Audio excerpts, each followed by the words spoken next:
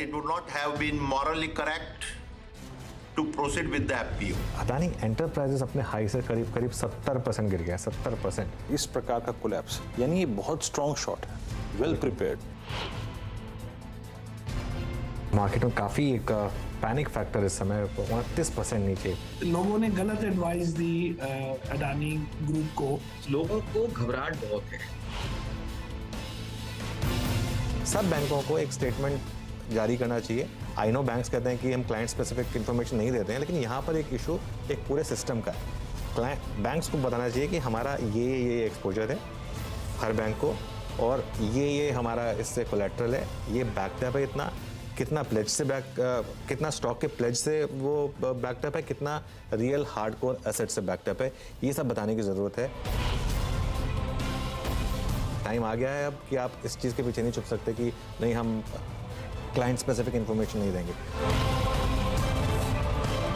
We have not extended any loan against shares, etc. There is no such portfolio which we have. चलिए देखिए, बैंकों ने जो हमने मांग की थी उसको पूरा किया और एक एक करके हर बैंक अब सामने आ रहा है, और जो देश का सबसे बड़ा बैंक है जब वही सामने आ गया तो एक तरीके से एक नर्व्स जो हैं वो काफ़ी हद तक सूद हुई हैं, और यही मार्केट आपको दिखा भी रहा है पिछले 3-4 दिन से कि एक सिस्टमिक रिस्क शायद नहीं है। और एसबीआई ने कहा कि हमारा एक्सपोजर सिर्फ 0.88% है, और उसमें भी कोई भी फैसिलिटी ऐसी नहीं है जिसमें लोन अगेंस्ट शेयर दिए गए हैं, properly backed up by assets और कोलैटरल। तो एटलीस्ट एक जो मार्केट को एक डर लग रहा था, और फाइनेंस मिनिस्टर ने भी जो एक स्टेटमेंट फ्राइडे को दिया हमारे ग्रुप एडिटर इन चीफ के साथ इंटरव्यू में, उन सब का एक फ़ायदा बाज़ारों को मिलता हुआ, और यही एक कारण है आशीष कि मार्केट में आपने पिछले 2 दिन में स्टेबिलिटी वापस देखी है। क्या प्रेशर माउंट हुआ था 2 हफ्तों से, हमने देखा था अदानी पैक किस तरह से मोमेंटम लूज आउट करा, तगड़ी मुनाफा वसूली हुई, तगड़े शॉर्ट्स क्रिएट हुए, और उसने क्या रब ऑफ दिया था पूरे बैंकिंग पैक और मार्केट्स पे। और सीएनबी सहवाज ने इस दौरान आपकी पूरी तरह से मदद करी, वो अनुभव सीएनबी सहवाज का काम आया।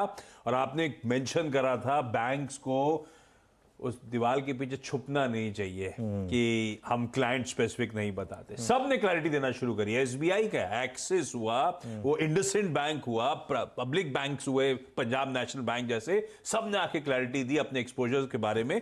अब अच्छा, कुछ हद तक साइंस ऑफ स्टेबिलिटी फ्राइडे को नजर आने शुरू हुए। कुछ स्टॉक्स अपने तगड़े लोस से रिकवर होना अदानी ग्रुप के शुरू हुए थे। अब ये सब क्लैरिटी के बाद और ओवर द वीकेंड जो डेवलपमेंट